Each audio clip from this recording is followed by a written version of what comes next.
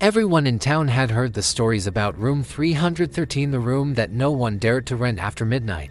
It was a local legend, a chilling piece of folklore whispered over drinks and late-night coffees. Some claimed they heard faint, disembodied whispers coming from behind the old, peeling wallpaper. Others swore that the mirror in that room, well, it watched you back. The stories were wild and inconsistent, but they all shared one common thread, a deep and settling fear. But for Daniel, a journalist whose entire career was built on logic and dismantling myths, it was the perfect challenge.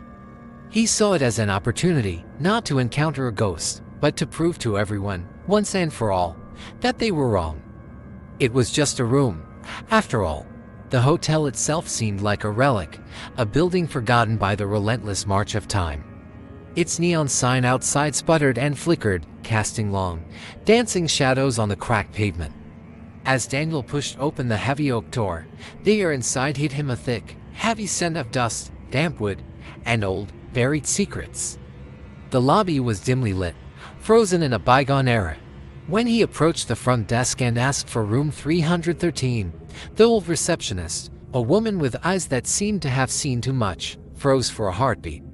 Her hand paused over the ledger. A strained, almost painful smile stretched across her lips. "Are you absolutely sure, sir?" she asked, her voice barely a whisper. Daniel simply nodded, a confident smirk playing on his lips. She reluctantly handed him the key. It felt naturally cold in his palm, and far heavier than a simple piece of brass should ever be. Stepping inside room 313, Daniel was almost disappointed. It looked ordinary, a simple bed with a worn quilt, a solitary wooden chair in the corner, and a large, ornate mirror hanging on the wall directly opposite the door. It was mundane, almost boring. Shrugging off the receptionist's warning, he got to work, setting up his camera on a tripod, pointing it directly at the mirror.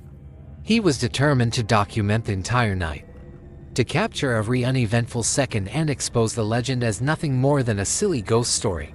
The hours ticked by slowly. 9 o'clock, 10, 11, finally, the clock on his phone struck midnight. And that's when it happened.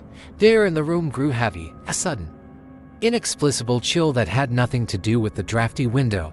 He watched, intrigued, as the surface of the mirror began to fog up from the center outwards, despite the cold, dry air.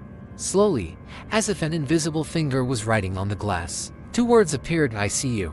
Daniel let out a nervous laugh. A very clever trick, he said aloud to the empty room, assuming it was some kind of chemical reaction or prank. But when he glanced at the camera's monitor to check the footage, his blood ran cold. The screen showed the room, the mirror, and his own reflection, but the glass was perfectly clear. There were no words, not even a hint of fog. Sometime later, at exactly 2:13 a.m., Daniel was jolted awake from a light, an easy sleep. It was a sound, faint but distinct. Tap, tap, tap.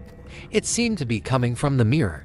He grabbed his high-powered flashlight from his bag and aimed its bright beam directly at the glass.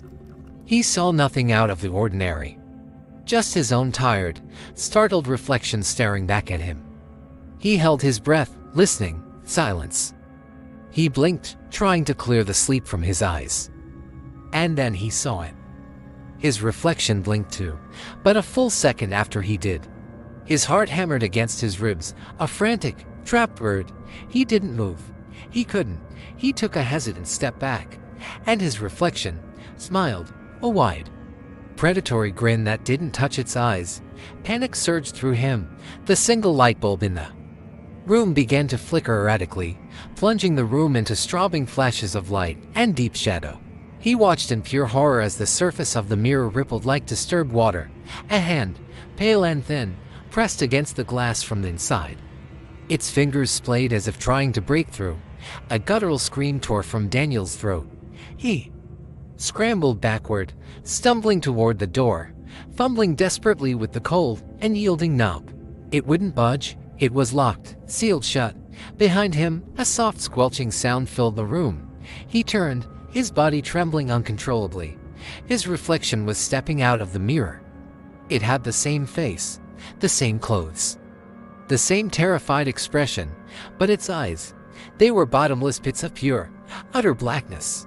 The next morning, the maid used her master key to enter room 313.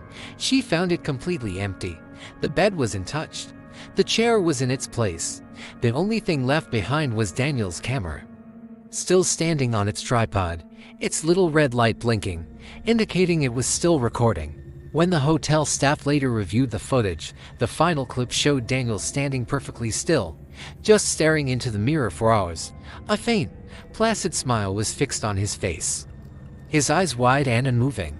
The hotel management quietly logged the camera as lost property. And a week later, room 313 was available for rent once again. A new guest, a weary traveler looking for a cheap night's rest, checked in that very evening. As she dropped her bags and glanced at her reflection in the mirror, she thought she saw it flicker for just a fraction of a second before her own image settled. The mirror smiled first. Some reflections aren't yours. Thanks for watching, and if you enjoyed this story, don't forget to like, subscribe, and turn on notifications so you don't miss our next descent into the dark. Stay safe.